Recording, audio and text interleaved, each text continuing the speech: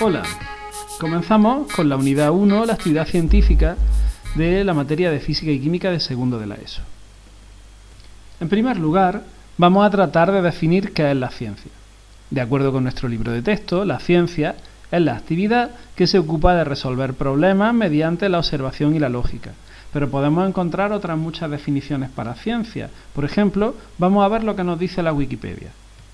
Según la Wikipedia, la ciencia es un sistema ordenado de conocimientos estructurados que estudia, investiga e interpreta los fenómenos naturales, sociales y artificiales. Podéis consultar el resto del artículo porque es bastante interesante. Por tanto, la ciencia es un conjunto de conocimientos y se ocupa de resolver problemas. Claro, como los problemas pueden ser tan variados, vamos a tener que diferenciar la ciencia en distintas ramas especializadas, como por ejemplo pueden ser las ciencias naturales, las ciencias sociales, las matemáticas. A nosotros en nuestra materia nos interesa especialmente definir qué es la física y qué es la química. La física es la ciencia que estudia los cambios de la materia en los que no se modifica la composición de la misma. Sin embargo, la química va a ser la ciencia que estudia la estructura y las transformaciones, los cambios de la materia, en los que sí se modifica su composición.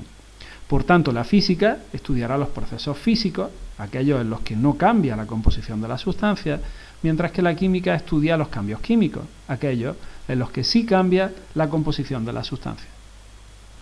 Por otra parte, al hablar de ciencia, es imprescindible hablar del método científico. ¿Por qué? Pues, según nuestro libro, porque el método científico es el procedimiento que siguen las personas de ciencia para estudiar problemas y llegar a conclusiones ciertas. Sin embargo, en cuanto al método científico, también hay otras muchas definiciones, igual que ocurría con la ciencia. Por ejemplo, vamos a volver a consultar lo que dice la Wikipedia al respecto. Así, según la Wikipedia, podemos ver que el método científico es un conjunto de pasos ordenados que se emplea principalmente para hallar nuevos conocimientos en ciencia. Así, para ser llamado científico, un método de investigación debe basarse en lo empírico, en la medición, sujeto a los principios de las pruebas del razonamiento. El artículo también es muy interesante y os recomiendo que os lo leáis.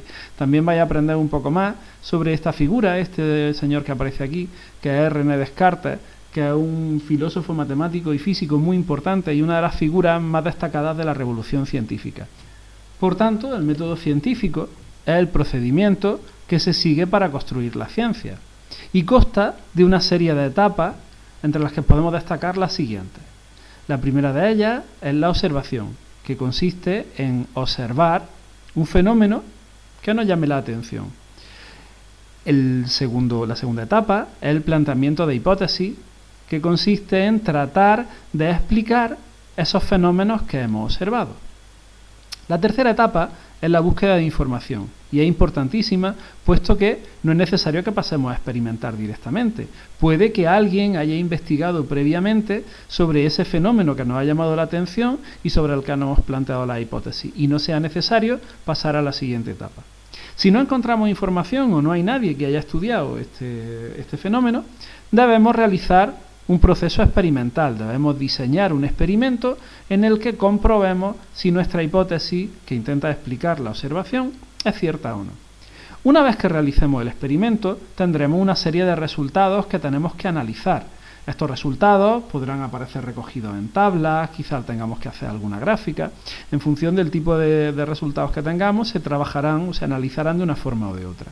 Y finalmente, analizando estos resultados, obtendremos una serie de conclusiones. Y una vez obtenidas las conclusiones, si es oportuno, estableceremos las convenientes leyes o teorías.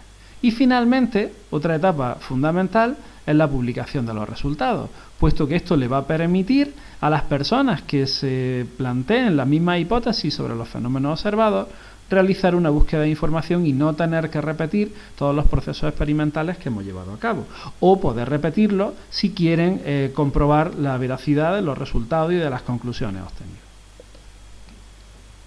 Por tanto, y para finalizar, en la unidad de hoy hemos estudiado qué es la ciencia y cómo se organizan distintas ramas, entre las que hemos destacado la física y la química, y también hemos estudiado qué es el método científico y cuáles son sus etapas.